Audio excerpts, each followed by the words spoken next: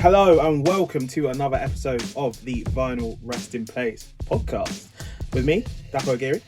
And me, Barney Howe. We're in the studio again today on the video. And we're joined by a very special guest. Very special guest. We've got star of stage and screen, some might say. He's actually my childhood bully. Ethan Hazzard, thank you for joining us. Thank you for having me so much. It's very grateful to be here. That's good. Yeah, thank you so much for coming on. Yeah, we're excited to have you. I think it's going to be a good episode. We've got spicy takes to take, but let's let you get settled in first. Okay. Tell the audience a little bit about yourself, a little bit about where you're at the moment, and then we can go from there. Okay, thank you. Well, my name's Ethan Hazzard. From Croydon. I'm an actor. I went to school with Dapo from the age of about year 7 to year 11. Year 7 to 11. But I've known him since we were about 1 year old because we went to nursery together. Wow. Yeah, and as he said in the intro, I may or may not have allegedly bullied him. But, you know, what's bullying when you're 1 year old? It's just Clearly it's stuck with me. You got to sort out your trauma yourself. But yeah, so I'm an actor. Professionally, as corny as it sounds, but yeah, I've done like a few things on TV and screen and on stage. Most recently, I did a play at the Hampstead Theatre called The Fellowship, written by one of the greatest black playwrights in England called Roy Williams. And I did that for about 4 weeks, and then most notably, I did a TV show on HBO Max called Raised by Wolves, which was directed by the great really So yeah, that's me really. I guess I'm 24 years old. I live in Peckham now with one of my best pals.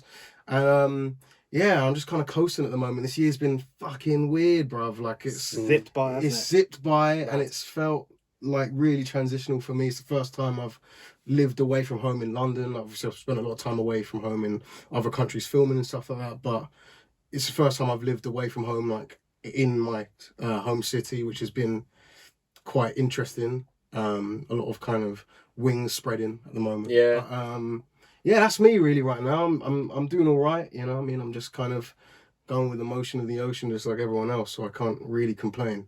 That few, you know, two arms, cool. 2 legs, heart still beating. Oh. You know, hairline's a bit going, a bit witty, but you know, my belly's a bit round. But, you know, other than that, you know, I'm still walking, man. My knees still work, so it's fine. You know? So, would you say your career highlight is Raised by Wolves or bullying Dapo? You know, like it's chalk and cheese, really. Depending on how I'm feeling. I think. Personally, yeah, it's got to be the bullying. Good. Love to hear it. I love that you guys are bonded. But professionally, as an actor, it has to be Raised by Wolves, yeah, for sure. Yeah. Love that. We're here to talk about music. Ethan is he's got knowledge. He's got knowledge, and we're going to put it to the test today. Today is a special episode. We're doing a little bit of a ode to one of the greatest to ever do it. Mm-hmm. Yeah, big time. One of the best rappers, musicians, artists in general to walk this planet.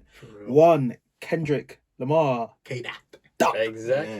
Yeah, that's what we're on today, and it's going to be a vinyl countdown, vinyl showdown, whatever you want to call it. We're going to rank the best Kendrick Lamar albums. Mm-hmm. We're playing a bit fast and loose with the word album. Kendrick is a very enigmatic boy. He loves to be specific with his words. So while we have big love for the Black Panther soundtrack, we have big love for Untitled Unmastered. Boo, it's got to be in. No, he left them out, bro. He left them out. We are counting it as 5 main projects, which are in order of release: Section 80, Good Kid, Mad City, To Pimp a Butterfly, Damn, and lastly, Mr. Morale and the Big Steppers. Love that. Great little list. So what we're going to do for Ethan and for you listening and watching at home, we're just going to run you through how it's going to work. Okay. We're going to start from 5 to 1. I'll say mine. Barney say his. Ethan, you'll say yours. Probably let you go first because you're the guest of the God.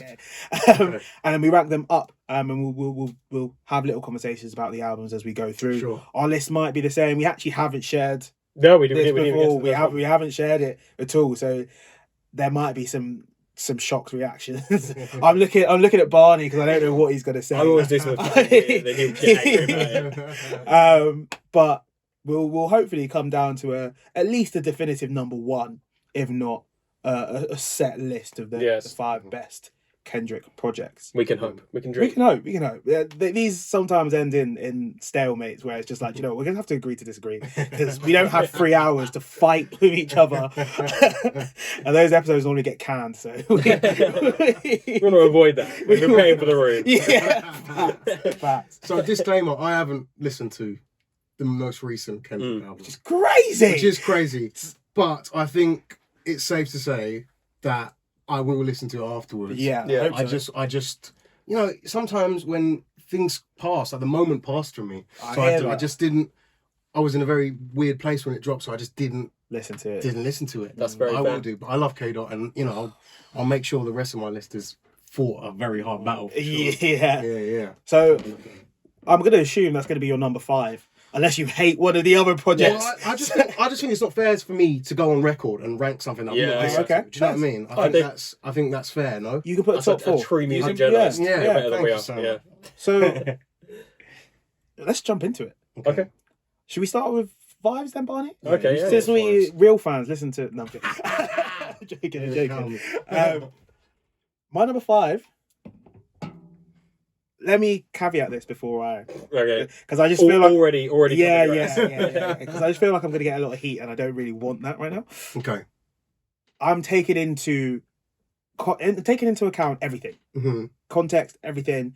But the primordial thing is how it sounds for me. So musicality is number 1, and how much I listen to that song, that is the key. Everything else I'm taking into account and will play a part, but isn't that that's not the key deciding factor for me. That's what I'm going to say. Okay, fair. With that in mind, the 5th best Kendrick Lamar project is To Pimp a Butterfly.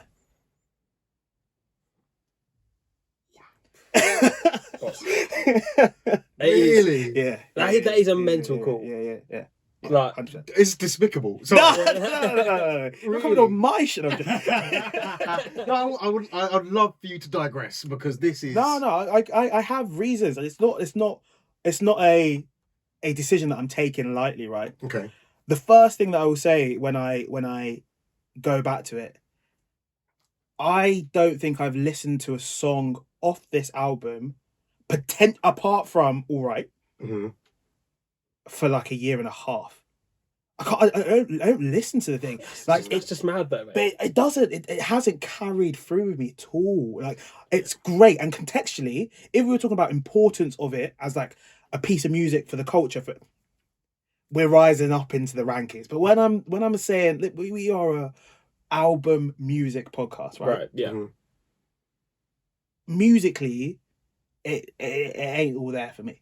That's I think purely because I think if you ask most people, like if you were like going on fucking Family Fortunes or whatever, and you were like, name a Kendrick Lamar song, number 1 is gonna be King Kunta. No, it's not though. It's not. I reckon that is. I don't think it's his best song, but I think it's potentially his biggest song. I don't know if I agree with that. I think they'd probably say Humble. Fair.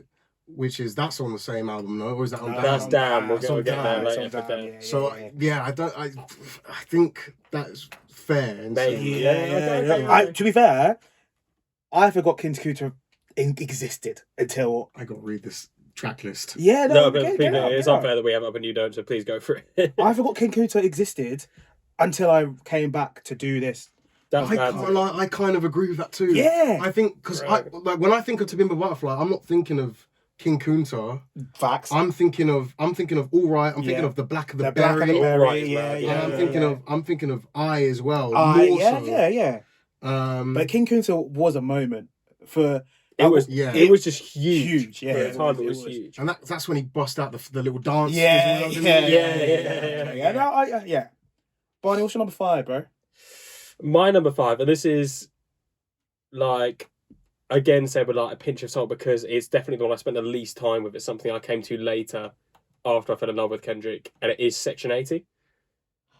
Okay, I'm not mad at it. I have big respect for it. I have big respect for it as a project. I think what I like about it is basically everything that he went on to do better in later albums. I think he makes the points. I think it's quite stripped back purely because it's like such an early project for him. And I think, he just went on to finesse his style and his sound. And it's, this is a brilliant discography. Every one of these 5 albums is like top drawer stuff. Yeah. But it's just a question of, do I think this is the best in any category? No. But I do think it's very good. Yeah, no. So it's there for me. What you said about refinement, I just want you to remember that, okay? Remember refinement. Remember that. Put a pin in it. Put a pin in it, save it for later. That's all I want to say. That's all I want. Just We call that foreshadowing. Yeah. I just want you to remember it. It's good. It's good. No, okay. Section 80 is the rawest form of Kendrick. I think that's where, and like, That's what I would say as yeah, That's a good way of putting it. Yeah. and when you look at it from like a, when you got to look at it from like a timeline sort of thing. Like we always say on the podcast, Ethan, that music is very situational. Like Big time. when you find a piece of music, Oh yeah, that's what I came loaded with. yeah, totally. Yeah. And that has to be part of the conversation for sure. 100%. But I didn't get any of those hits with. I like Rigor Mortis. Mate, Yeah, so unbelievable. Don't get me wrong at all. Fantastic. And there's a couple of other great ones on the song. ADHD as well. ADHD, Big tune.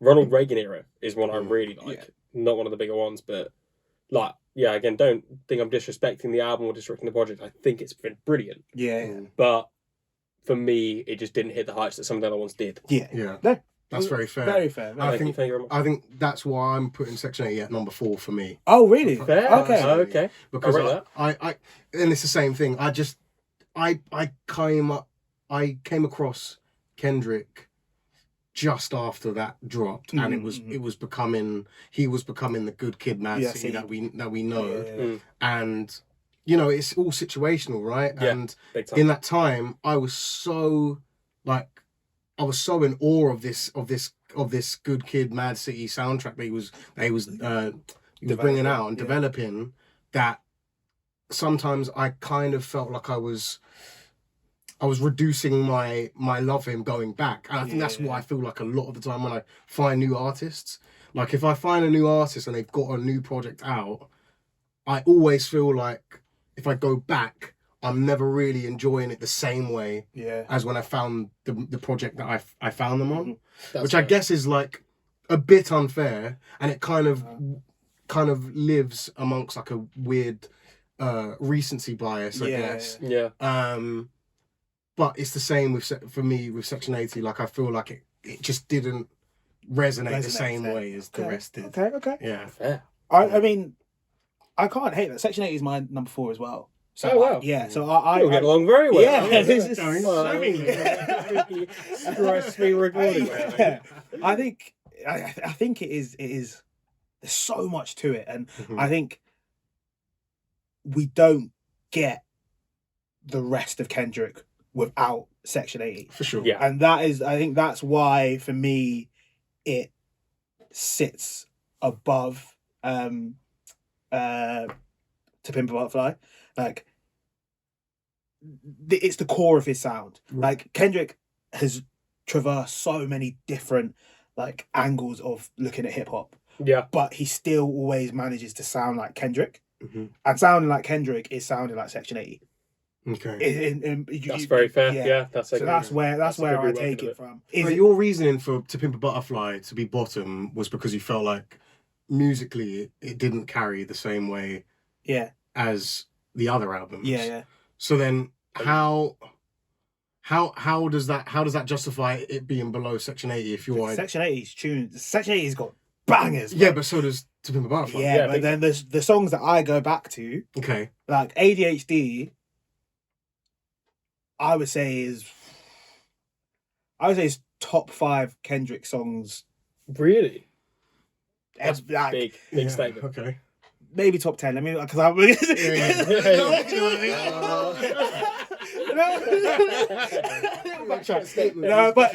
like it's up there. Okay. Rigor Mortis is a great tune, and like listenability is a big thing for me. Like I say, it's about a lot of artists. Dave, right? I know it's a bit of a tangent. I think Dave is so talented. Yeah. I can't listen to his music. Yeah. I find it so hard to listen to a Dave album all the way through. I listen to it when it drops to make sure that I know what it sounds like. And then it's just like, bro, I can't. You need a keep, nap, man. You keep Halfway you through. keep Yeah, posting you it to gotta me, like I think that's so fair. Yeah. And I Yeah. think that sometimes that brings up a conversation for me is that like there's artists for specific reasons, and I feel like Dave is an example of someone who makes music for people that need to hear something in that moment, but then once it's done they'll pick so like for example Psychodrama, I'm picking location from that, I'm picking maybe Screwface Capital or something like that. And I'll tweeze my picks from it, but you know, in its holistic value it's a very good album. But maybe it just might not be, okay, I'm going to work today, I'm just going to slap this on my headphones on my journey there, like that might not be the vibe. Do you know what I'm saying? Whereas I feel like, I don't know, man, I feel like To Pimp a Butterfly has that, in my opinion. I see. I feel like I think like holistically you can listen to it because actually it maintains the same energy. Do you know what I'm saying? I absolutely agree. Whereas I think Dave might have been a poor example from you. All right. I'm not gonna lie. Because I feel like Psychodrama doesn't have that. It doesn't have that complete cycle where you can listen to it from one to the beginning and you have the same energy. But I think for his new album, his newest one, I can't remember what it's called. We're All Alone in This Together. Exactly. I think that does, in my opinion. It's a bit longer. I've got to disagree with that. Sorry. Okay. I've got to disagree with that because I think there are tunes in that album that are incredible. Like In the Fire is mad. Like it's so well put together. I get that, but I can't think of even the like dancey ones like Lazarus and all. I don't go back to them. The only time I go, maybe I'm in the dance and that might be I'm preying. Those will be the only situations, but I don't know why I don't have that with Dave, and it's the same with To Pimp a Butterfly. Like none of the big hitters I go back to. None of them. All right I do because All Right is fair enough. Probably top 10 Kendrick songs as well. But like I can listen to a lot of Section 80 quite comfortably, especially like if I'm in like a rap phase. Okay. Like I think you pointed out earlier that it's more stripped back than the other ones. Yeah. So if you're going specifically for bars, then it's a good place to go to. Yeah. Which I appreciate. Is where I'm at, I think. Yeah. Yeah. Can I ask a question? Not necessarily that I necessarily believe this, but do you think that because an album doesn't have that, I don't know, that longevity or replayability or something like that, does that necessarily make it not good? Does it make it not good? No, but then, or does it make it not good enough to be as good as the next album? For me, yeah. Because I think if we go back to like the best albums, like for me, there's no like secret in the podcast. My favorite album ever, I think the best album ever is Miseducation of Lauryn Hill. Yeah. Replayability is the core of that, because it was released 6 months before I was born.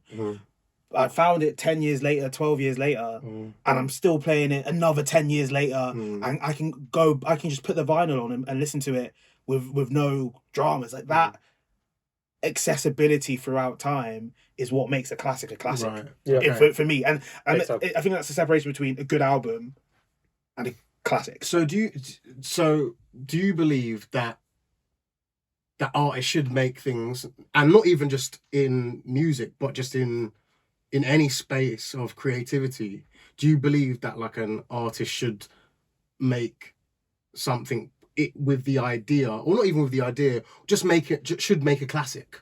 No, I don't think should. Yeah, I think artists should make with the intention of full belief more than anything else. I think they should fully be emphatic about what they're creating. Again, like whatever medium it is, if they're passionate about it, then I think that leads to a classic. But I think it's hard to set out and say I'm going to make a classic. Like I think a classic is something that happens rather than something you can aim for. So I was watching. It's not related to music, but I was watching a round table with screenplay writers. I think Jordan Peele was on there. Martin McDonough. Is it the one on Hollywood? Yeah. That's So good. I was watching that, and Ryan Johnson who did Knives Out, and he also did that Star Wars film that not many people like. But I was listening to him talking about this new Knives Out film that he's made, and he was talking about making this. I'm paraphrasing very poorly, but he was making this film to be just completely for the moment. And one of the other writers that was there said, I completely related to this film because it felt like it was written right now. Yeah. And it might not make sense if I watch it in 5 years, 10 years, even 5 weeks. But the feeling that it made me feel now is enough for it to be an incredible body of work. Do you know what I'm saying? Yeah. Yeah, no, absolutely. definitely. I think that holds value, and I think that actually in to bring that back round to the music thing, I think actually, like, if you make an album that in that moment you were watching it and fucking loved it, or you just felt like this is right now, this is me, this right now, this is me, but then maybe in a year's time you could never touch it again, I still don't think that gives it a means to not to be able to be in competition with the rest of the other albums of that said artist that you enjoy. Yeah, I totally agree. It's a fucking good argument. Because I saw it when you were talking, I was like, shit, he's describing To Pin a Butterfly right now, and I was like, fuck. But I hear that. I do agree with that to an extent, and what you described, I think, really nicely encompasses To Pimp a Butterfly. At the time he made that album needed to be heard. Yeah. Oh yeah. And it was so relevant. But I do feel like they're like, even the words you use, like when you see something again and you can't touch it anymore, you should be able to appreciate the relevancy of it at the time. And it then be enjoyable. That's I think that is like it shouldn't like wear out either the listener or the audience. Like it should be something that is everlasting. You can look back on it like with nostalgia and be like, fuck, right then and there we needed this. And then there's an extra layer where, okay, now it's actually just something that I can enjoy, something that I can be with regardless of the wider context to it. Totally. It's interesting you say that because I'm not going to reveal the rest of my list, but I love To Pimp a Butterfly, right? Yeah. And I probably have listened to it in its entirety for about 3 years, right? Maybe even a bit longer.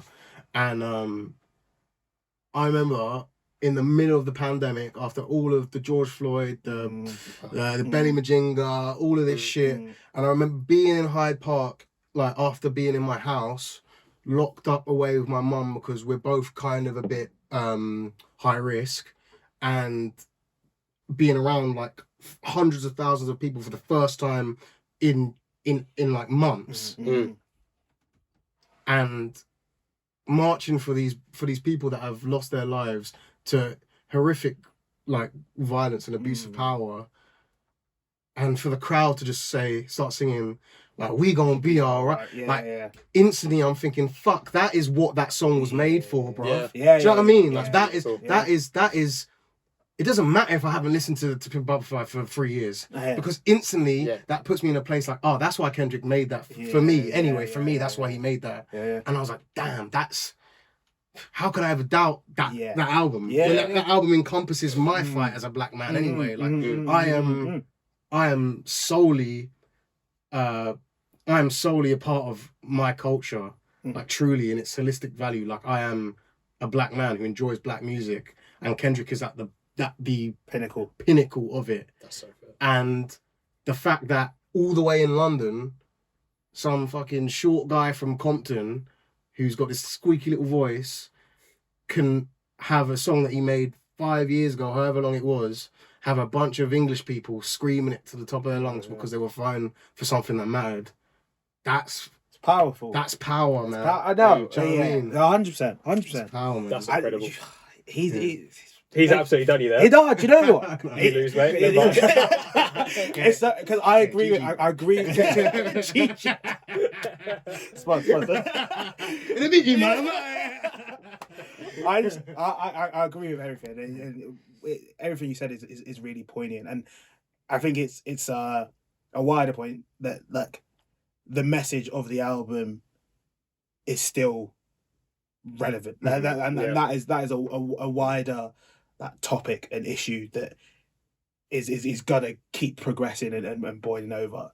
The reason why I'm right though, no, it's my caveat is that it's the musicality is because we're splitting hairs here. Yeah. We're splitting hairs, and it's that musicality of other albums in his discography that draw me back more so than To Pimp a Butterfly. And To Pimp a Butterfly, I mean, we've spent a lot of time talking about it, but we haven't even touched it. Like, it is very, very experimental musically. Yeah. Like it's not an easy listen. It's not like you sit back and you just kind of let it wash over you. You have to think about it. He keeps you, and that's Kendrick at his finest. He finds music in places where music doesn't exist. But that can be quite that in itself is quite a tough listen, and it's not necessarily something that appealed to me in the same way that some of his other albums do. But yeah, what's your number 4, Barney? I'm scared to talk about it now, mate. Is it? Okay. No, it's not. I'm not that foolish, mate. First of all, I've actually done my work. Oh, good. Good. I'm gonna put my number 4 spot, Mr. Morale and the Big Steppers. All right, cool.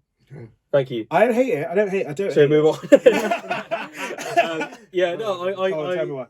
To explain it, it's because I think it is, getting Section 80 out of the way, like I said, I just haven't really listened to it enough to form that proper opinion to really fight for it.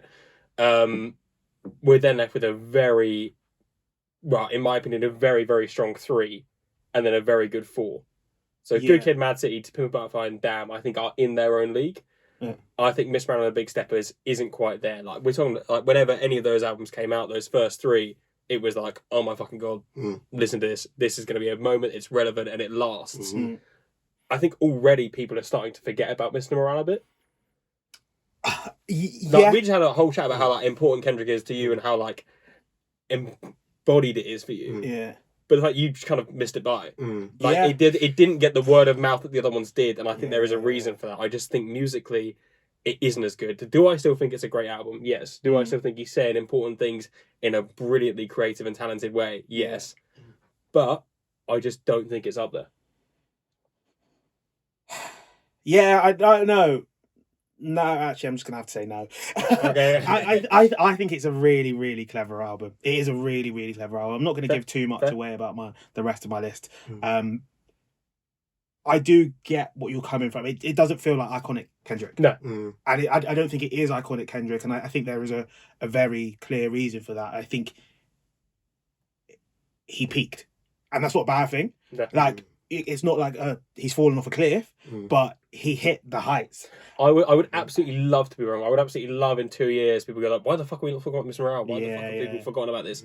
It's brilliant, and let's have like that renaissance for it. Yeah. I would love that because I do think it's good, but I just think like it's not the same, and it didn't have the same effect, and it was not. I think it was as well received publicly. Like, it didn't have that. Yeah. Bars. The issue is, from my opinion, if you keep pushing the boat out, eventually you push it out of your expertise area. And I think he may have left behind slightly what makes Good Kid, Mad City, what makes Pimp a Butterfly so special. Because you're right, it's very experimental. Yeah. So maybe he's just experimented in slightly the wrong area this time. Yeah. When did this album release? It came out in like March, I want to say. Yeah, this 2022 album. 2022. I'm think about what came out around that time. So we would have had May 13th, 2022. Okay. So we would have had that whole last year clouded by Donda and CLB, which are have their own kind of issues with. But don't get started. Donda has a couple of issues. So I'm trying to think about like the timing of where the music industry was and how the consumers were in those moments. Because I think sometimes when you think about like the releases that we've had of Kendrick, it always seems like the right time to have a Kendrick album. Do you know what I mean? Like it was 5 years after Damn, wasn't it? Something like that. Yeah. And I think sometimes when you do that like elusive game that Kendrick's been very good at for, you know, his entire career, really. I think you have to come with something that people want. Yes. Maybe that's the inner A&R in me speaking, but like I just feel like maybe, and I can't say too much because I've obviously not listened to it, but like I just think about all the people that are being consumed right now in the mainstream or whatever. Yeah. Were people wanting Kendrick at that time? No. Do you know what I mean? Especially as well, like you think about what I was saying about To Pimp a Butterfly, like the years we've had since COVID. Are people really wanting someone that's going to make them rally and march, right? Yeah. Like post-COVID, it's all been bangers. Yeah. It's all been Little Let's Baby. get out. It's been come on, let's set this world on fire. Future's dropped. Young Thug's dropped. Gunna's dropped. There's just too much pain in the world, and sometimes I feel like the thing with Kendrick, sometimes he and he's the best at it, and he's the only person really right for the job, but he digs up a load of trauma that can be so difficult to consume. And I think that's also the reason why I didn't listen to it when it came out, because it's just like I'd rather just vibe. Do you know what I mean? You're spot on. Literally, friend of the podcast, Dev, he does our artwork and things like that. When it came out, and he's humongous Kendrick fan, but he was just like, sometimes I just don't want to be like lectured. Yeah, you don't want to think. You don't want to think, and it's such a fair take. Yeah, like, I can't disagree with that. I think I probably rate it higher than most musically. I think there are some tracks on there that are fucking top tier, like top tier. I don't think I would ride for it in the same way as some of my other albums from Kendrick and other artists in general, but I just think because of the like social elements that you guys probably mentioned, like it probably not necessarily coming out at the right time. People don't want the height of consciousness. They want fun. Yeah. People are almost disregarding how good it is as an album. People are being like, okay, we didn't want who is Mr. Morale? Like, what are we talking about? Why? I don't even get it. Like, why are we doing this? And then they're not just actually okay. Let me just listen to the songs. Like, let me just listen to the noises, because they are perfectly melded. There's some good noises. Don't get me wrong. There's some very good noises. Love it. You can love a good noise, oh, baby. You can tell we're music journalists. Listen to the noise. Listen to the sonics in here. Oh, God. Ethan, what's your number 3? My number 3. Oh God, I've not thought about it. Now this is a toss-up, man. It's a big toss-up. My number 3 is Damn. Fuck. Yeah. Fair. My number 3 is Damn. And that was made on a whim. I'm not gonna lie, because I had about 20 minutes to prepare for this. But I'm gonna have to say Damn, because it's just one of those things where in 2017 I was deep in my future them times. You know what I'm saying? I was deep in my ignorant shit. And I loved Damn. I think when I put Damn at 3, I'm saying it because I think the other two are amazing. Yeah. But I just think that Damn right now for me it didn't land the way. Like there was some really good songs in there. Obviously DNA is massive, Humble's massive. Loyalty. Come on. Loyalty. And the music videos for this album were insane. They're some of the greatest music videos I've ever seen. Think about how culturally relevant the album art is. Yeah. Everything about it is just everything's just, all right, cool. What's your number 3? Sorry, is yours Damn as well? No. All right, cool. Because I thought we were gonna have fucking beef. We are. Let me just caveat this: we are splitting hairs. We're like. We're very different. Yes, we are very different. But I'm not saying that I think your choices are egregious. Okay. It's just that I just have. It's tough to be egregious when it's Kendrick though, because That's it's all the good. thing. Yeah, It's that's the thing. all good. It's so Yeah. harsh to be like, oh, this album is third place. Yeah, But, like, yeah. compared to the other two, like... Yeah, for sure. So Barney, what is your third choice? It's not Damn. So what is it? It's not Damn, and it is To Pimp a Butterfly. Okay. Right. Yeah. Okay. Which I know we've already talked about it in a lot Yeah. of depth. I don't think we need to cover too much ground again, because all of the points we made still stand. I think Yeah. this does come down to a personal level of when I found it, when I went through it. I was hesitant to do To Pimp a Butterfly because everyone introduced it with the caveat of like, oh, you got to really think about it, you got to really listen to it. And it was like a time when I was busy working and that. I was in the movie industry at the time as a runner.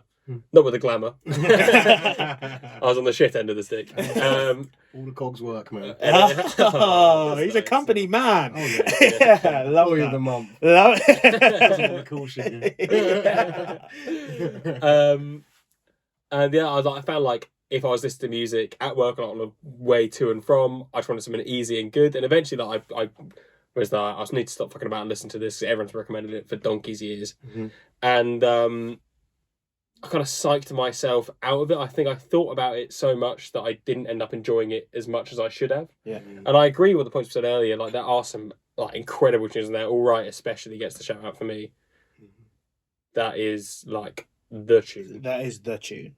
In The my Black of the opinion. Berry though. That's my- that's my that- tune. that yeah, is it's a fucking beat. Yeah. That is a beat. Yeah. Undeniable. The Jamaican riff in it. Yeah. sample Oh, is the just sound. like- Yeah. I think because now, we've reminded me of so much of why Why it's great. it's I was great, like, yeah. Am I? That's Am the I problem being with right? that's Yeah. the problem with this. Like the responses for why it's good are so strong because they are all good albums. Yeah. So we're trying to pick holes in things that are like quote unquote masterpieces. Yeah. But Which I've had to bring it down to a personal element because, like, really, we're dealing with like 9.5s and 10s out of 10s Yeah, at this yeah. level of the scale. yeah. And for me, this is a 9.5 rather than a 10. Yeah. And honestly, I don't really have anything more to say than that. I can't elaborate more than what we've already covered on. Huh? Well Yeah. put. No, I can't argue with it. Thank you very much. My number 3 is Mr. Morale. So Fair. yeah, I know I was giving it a lot of hype, but I think for me the two that are coming next is there is a gap there, and I think Mr. Morale deserves more respect. He's a mister. Huh? He is. He's a Mr. after He all. should be Sir Sir Morale. Morale. The Reverend Morale. But I don't think on a cultural level, on a contextual level, on a musical level, it sits with the other two for me. I'm That's very aware that there is one that we haven't all said, which That brings joy to my heart. It's like everyone's correct, which is great. Some of us are. One of us isn't. okay. I mean, since all right, so my number 2 Mhm. is Good Kid, Mad City. Oh, fuck's sake, that fair. It is Good Kid. Why are you fumbling the bag? I know, but See, the thing is, mine is also Good Kid, Mad City. Really? Oh, I fuck. can't Oh, believe shit. this. oh shit. Yeah. So your 2 is I'm Damn Damn is in second place for me. and Good Kid, Mad City's is. fuck. Okay. We're not reaching a consensus today at all. Oh shit! I thought you were both gonna say Good Kid, Mad City is number 1, and Yeah. I would have taken a step back and been like, okay, maybe we can have a consensus leader, but I'm dug in. I think never change. jeez. Yeah. Okay, so it's our number 2. So and Yeah. Barnes is number 1, but Good Kid, Mad City. Let's have the discussion. Like, obviously, I think we could all agree that it's close to peak. It's seminal. It's Yeah, it's gorgeous. it's crazy. There is not, for me, it's to have something so creatively produced and creative in its content, and for there not to be a single misstep in it, that is ridiculous, in my opinion. The fact that you either do something that's like by the book and therefore bang on, or you do something a bit wild and it's a bit hit and miss. But he managed to just know the craft so well and understood it so well to come out with something like this, and this early in his career as well, which I know, like, we're kind of looking at these out of time in a way, but Yeah. I do think it is worth meriting that this was his second project. debut album. Was it? It's debut album. Was it number one of our fucking debut album? It was. It was, yeah. So we did a similar sort of format for best debut albums. Oh, nice. Yeah. In my opinion, The Art of Peer Pressure, I think, is the best hip hop song of all time. It's a hot take. I don't very necessarily hot agree with you. It's a crazy hot take. Yeah, it is. And I say it with like, because I know it doesn't have like the beat, to be quite frank. Like, it's not. It doesn't like a song I get down to. It's not up there, but I just think as a piece of art, maybe then, rather than the best hip hop song of all time. I think it's stunning. But I think I can't tell you how close I think We Cry Together is. We Cry Together, Ethan, is on Mr. Morale, and it is basically it's a fight between a boyfriend and a girlfriend. I've heard to an Alchemist beat, and it's him and Taylor Page just like expertly like going through it, and it's but like the bars aren't weak. Like it's not like they're doing it gimmicky to sort of make it fit it is elite. And it's like a good song as well, and that's where like The Art of Peer Pressure is, I think, better storytelling and is way more like emotive and descriptive and all those things. Maybe I redact my comment that it was the best hip hop song of all time, because it might not be his best song. Yeah, it's not the best song on this album. I think it's definitely the best song on the album for me, but this album is very strong. We got Money Trees, Poetic Justice, Good Kid, Mad City, yeah. Swimming Pools is huge. Swimming Pools was fucking. It was a moment. But it's a moment, but it's talking about like generational alcoholism. Like, how can you have a moment and that at the same time? It's unbelievable. Like, yeah, but when we listen to it, I'll be open and honest. It must have been 10 years after the album came out when I actually realised what it was about. Like I was just there like, hold up, drink, headshot, drink. It was just a vibe. Like that was. Speaking of, bitch, don't kill my vibe. It hits both ends of it. It's smart without being. We complained about the other album, Mr. Morale, To Pimp a Butterfly, for being at points too lecturish. Yeah, and I think this hits the sweet spot for me for having that fun, having that edge to it. Yeah, it's still like young enough Kendrick that it's all a surprise. Yeah. Whereas I think later on you come to expect it, and I think by having that unexpected nature, he like bolsters himself. Yeah. Do you want to know why I've got it at second? I would love to know, genuinely. Yeah. I've got it at second for the reason why you said earlier, where I kind of felt like I had to go back and listen to this seminal like debut album from this guy, this short, skinny, fucking squeaky voice guy from Compton, and I'm hearing so much things about him. I'm hearing him on the radio on GTA and shit. And this is like who is this dude? I mean, actually no, I listened to it before GTA, but like I felt like I put on too much pressure for me to enjoy it just like everyone else did. Okay. And because for that reason, like at this point this is 2012, right? Yeah. I got a confession to make, lads. I didn't listen to albums in 2012. Yeah. I would get off my podcast. I didn't listen to albums. I listened to mixtapes, grime mixtapes, and playlists. And grime ciphers on SBTV. Yeah. Wow. Like I didn't listen to albums in their entirety. Like that's how I wasn't really taught music growing up. Like my dad would play the same 10 jungle tracks by General Levy and Shy FX like over and over again, and I was forced to kind of like find songs singularly, and I didn't really know how to consume like LPs. I didn't really know how to do that. So when 2012 hit, and I'm kind of I would have been 14 around them times. Yeah, 14. So I'm trying to find my own identity and like my own like musical taste. And this album was the first one where I kind of had to really take in an album. Like I paid for it on Apple Music, on iTunes. No, actually, because it would have been before Apple Music, and I just felt like in all of this hysteria, like I was building up to to finally be an album guy, you know. Yeah. You know me, like we grew up with Jared. Like Jared's like he knows his shit. To front. You know what I'm saying? So I'm hearing him talking about like these massive albums that he enjoys. I'm like, okay, you know, Jared's one of my good mates. I'm gonna try and do that myself. Little did I know that the denseness of this album and and also my lack of ability to understand music at that capacity at that age was very fucking overwhelming. Yeah. And I think when I first listened to Good Kid, Mad City, I enjoyed it, but I also felt like, this is opening me to like music, like actually making me think there's so much more of a catalogue back that I've got to consume. Yeah. And that it may sound quite over like hyperbolic, but I found that very anxiety inducing because there's so much music. Yeah. And I think because of that, to bring it back to the original point, I think that's why I just didn't enjoy it as much because it was the I don't know if that's really valid actually. Now I say it, I don't really think that's valid, but that's my reasoning for it. That's fair. I think it's I'm very different in the way that I came into it.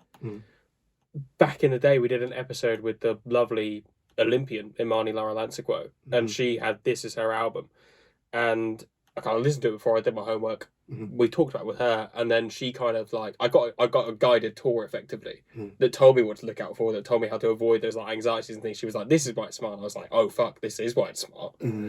So maybe because it was in a way the first Kendrick album I really got to know and really got to enjoy, it has that special place in me. No, and then everything else has come from that for me. Obviously, I knew the hits. I knew like the All Right, and I knew the fucking other songs, Swimming Pools, and that one, like, it's not, but Justice, I think where I sit with this, right, is the thing about Good Kid, Mad City is it's the unsung hero, right? It's Mr. 8 out of 10 in every category.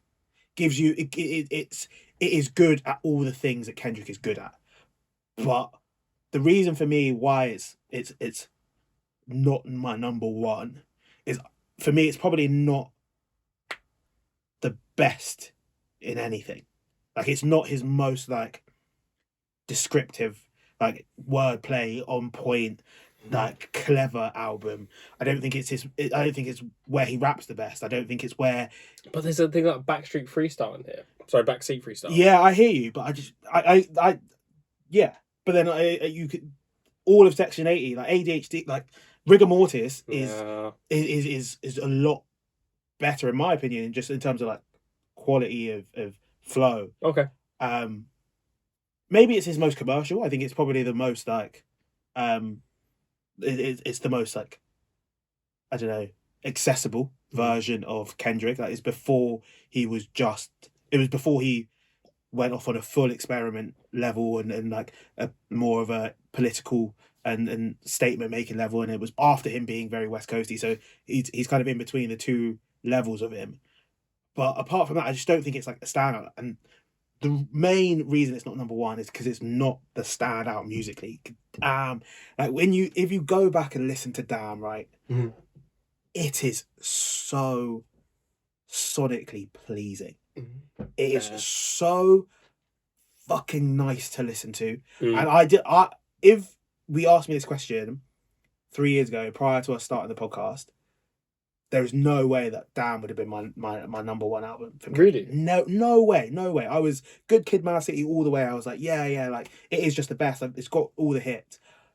But as my enjoyment of music changed and the way that I approach music has become a little bit more analytical in itself, which is not necessarily like what music is about. Like, I'm not saying you have to break things down and analyze it, but it's just where I'm at in my like lifespan as an audience member. The intricacies of Damn blow my mind. Blow my mind. Like, it's like my favorite song on the album. If it's like to listen to, like, the vibe, Loyalty, I think is criminally underrated. But Fear, amazing video as well. Amazing video. but Fear, it's a bit of a long song. It's like 8 minutes, which is a lot. But the way he goes from his, like, he paints his life from 7 to 27 in a melodic, like, masterpiece. And the lyrics are incredible, but it is so, like, inviting. Just if you start to pick out the different, like, samples that he uses, the different elements of it, it is great. And then that is before you even get into, like, you've got your DNAs, you've got your Humbles, which are hype upbeat tunes. Like, it goes together so well. Lust is a mate. It's such a tune. It's such a tune. This is not like me, but I think this is one of the few episodes where I do appreciate that I'm making a very, like, personal choice for my number one. And I don't think that there'll be many people who would agree with me, and I'm not sure I would necessarily, like, say we were gonna put together a group list. I'm not sure I would die on the hill of Damn being number one, but right. I think it has to be said that it is just such a pleasant piece of music. Like, it is a work of. I mean, you're talking earlier about, like, the culture and everything that came from it. Like, even the recognition of the album cover. Yeah. Hey, mate, huge. That's also a reason I think why Mr. Morale didn't do the same thing. Like, I think from To Pimp a Butterfly and Damn, the whole marketing around it was just spot on. Like, it was exactly as it needed to be. Whereas the way he dropped Mr. Morale with those kind of, he did the Heart Part 5 just random single that he dropped, and then it was just like, he changed his Instagram and it was all Mr. Morale stuff, and it kind of just happened. Like, there wasn't that sort of, like, I don't know, iconic marketing platform around it. It was just like, it didn't feel like an event. It didn't feel like you weren't being like, snap, Kendrick's releasing something. It's like, mad, Kendrick's releasing something, but we have no idea what it means, what about it. We just know something's coming on this date. And then I've got Damn has risen in my charts. Like, don't hold me to this forever, but in terms of my, like, favorite albums to listen to right now, is creeping towards my top 10. Just to listen, I just can't get enough of running it back and back and back. I think that's very fair. Yeah. Is that why it's your top spot as well, or is it? No, he's Pimp a Butterfly. Mine is of course. T-Pat. T-Pat. Yeah, T-Pat. See, I know we've spoken about this album so much already. No, give it its flowers. I have to. Now that it's because it's not my number one, I might have to just say why. You speak a lot about Sonics in Damn. Yeah. I think sonically, T-Pab is his greatest album that he's made, purely based on the live band elements that he brought into the process, which is completely, like, left field. Because beforehand he was using a lot of 808s, a lot of, like, deep, like, production, like, steady in the studio, whipping something up. This guy had live jazz orchestras creating this piece of work to be listened to. I just think, we spoke about how it seems very lectury, but I think in actual fact that was the mission. And actually the lectures that, quote unquote, the lectures that he has been putting into this album are ultimately, like, the most important messages he'll ever make in his career, in my opinion. Like, I think he's put everything that he has had to say, and I say that the way I'm speaking, I'm clocking that I'm saying it presently, like, as if he's making it now. And I think that kind of says a lot, because I know it's the conversation of replayability has come up a lot about that album, but I think the way it's the most relevant album that he's ever made to this day. I think that's incredibly like incredibly powerful. And I just, for me, like, I don't know, I just think, like, that is music at its core. Like, that album is music. It's live instruments being played by actual artists that have used these instruments for 10 years, learning their craft, molding it, and he's picking it one by one like a little chessboard. He's making himself known. Like, he is not just a rapper, he is an artist. He's up there with, he wants to be up there with artist that transcended hip hop. Yeah. He's not hip hop anymore. Yeah. He Yeah. is Kendrick Lamar, and it completely changed the way he performs. Like him performing the Black of the Berry and All Right. I think it was at the Grammys that year or something like that. And it was like watching a musical. It was like being on Broadway. That is, and I know that's kind of now become like his standard for performance. Yeah. But I think it began with that album, and I don't actually think a lot of his I mean I've not seen him live since To Pimp a Butterfly, but I don't think he has brought that same je ne sais quoi. You know what I'm saying? I don't think he's brought that same passion, I don't think he's brought that same edge that he had with that album. Like that album was raw. Like this is like electric. This is absolutely what we've been fighting for right now. Like I'm telling you what this means to us. Yeah. And he kind of martyrized himself in a way with that album. Like he kind of said, I'm going to carry this burden of black people on my back for this album. And I don't know whether or not that could be ego, that could actually come from real love for his people. It might be a bit of both. It might be something else. But to take that risk and for it to pay off so much, I think that's incredible. And I think my last point on it is I think it just transcends music, the album. Like it transcends just Sonic. The message is real, the message is potent, and it belongs in a space like further than just 15 songs on your phone. Like this is like it's like a Banksy, it's like a Van Gogh. It's something that will be put in a time capsule and live on forever, in my opinion. And that's why it's number one. That's so fair. Bars. To have that long relevancy, to have an album that dropped how many fucking years ago, and for it to still hold that cultural cachet is mental. Mm-hmm. No, I agree. I agree wholeheartedly in everything that you're saying, and it is. I think it's one of the most poignant pieces of music of our generation. And the album cover is the best album cover out of all of his albums, in my opinion. All of his man down at the White House. Yeah. Very good cover. Yeah. Come on. Gnarly. But it is my number 5. I think we are. To be honest, I think we're way more disparate in our choices than I thought we would be, and there is no chance that we're gonna find a number one. I will say I do think it's absolutely mad that you put it 5th. I don't think so. I think so too. I know you don't think so. Yeah, that would be fair. Yeah, but then he hasn't listened to Mr. Morale, so he's in know. You've not listened to Section 80, so you don't know. So right, basically, my list is right.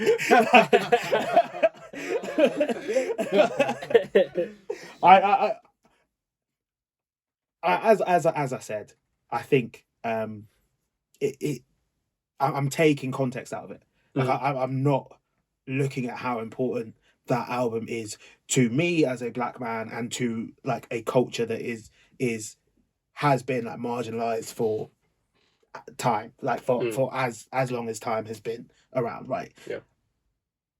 I like all those cultural elements can be true and fact, as well as the music not being as good as his other albums.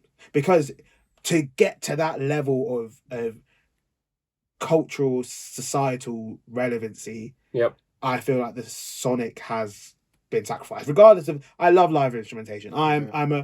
Especially in hip hop, I'm a big proponent of people using live instrumentation to elevate their music from what it could be for like just a producer putting it together in the studio. No disrespect to that art form and what it entails, but that doesn't guarantee that it's better music. Just because it's being played by live instruments doesn't mean the music itself that it's being played is better.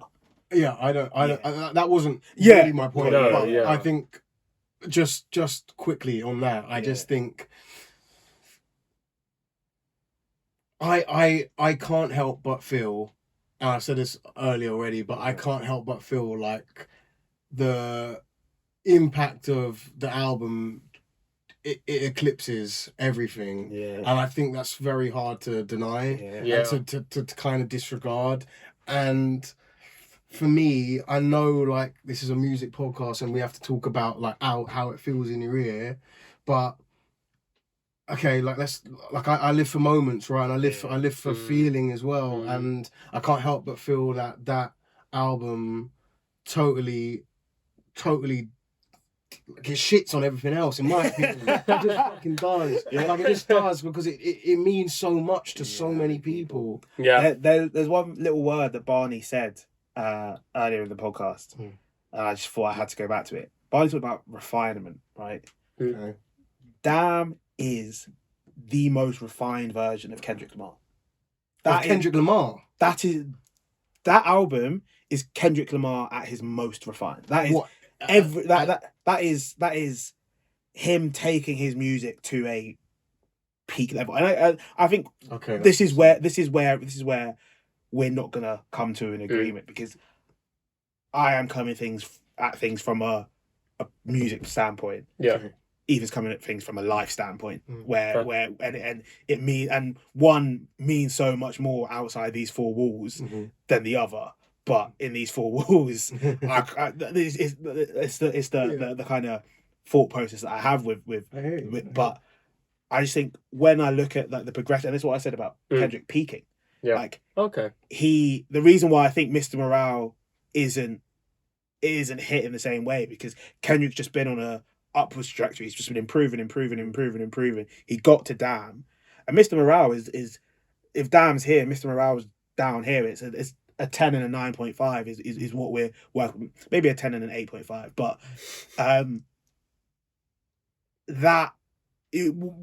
when you get to somewhere where you reach the peak and it's like everything you've ever wanted, of course the next thing's going to feel a little bit like a little bit of a deflation, a little bit of a letdown. And I think that's the reaction to Mr. Morale highlights why Damn is his best album, because that was quintessential peak.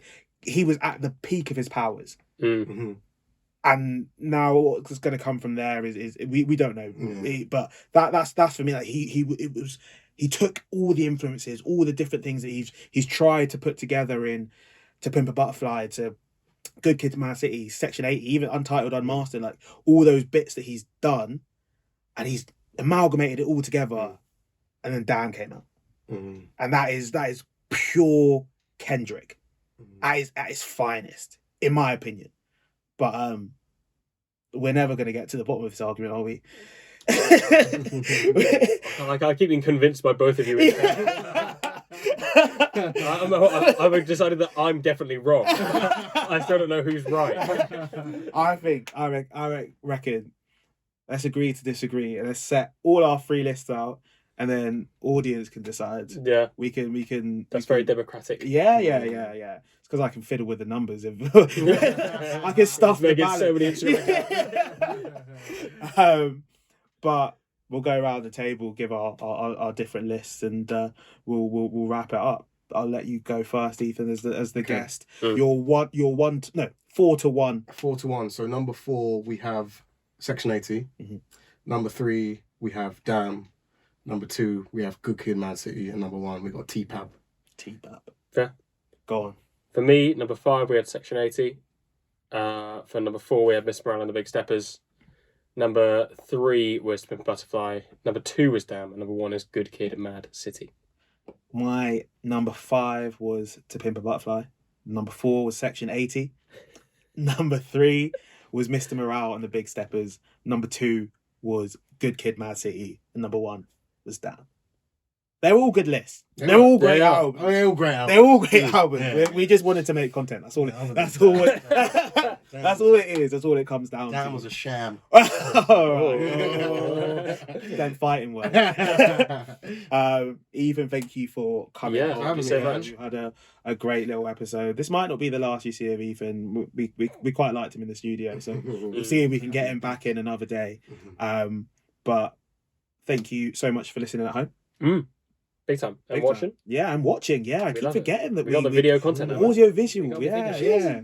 Follow us on all the socials. It will be Instagram, potentially TikTok. We're on the fence about whether that happens yet. They'll all be linked down below. Yeah, they'll be linked down below. there'll also be Ethan's socials as well, so you can get to find See what find he's out up to more now. about the interesting man Come on, behind. DM me. Shut up. But thanks again, and we'll catch you next week.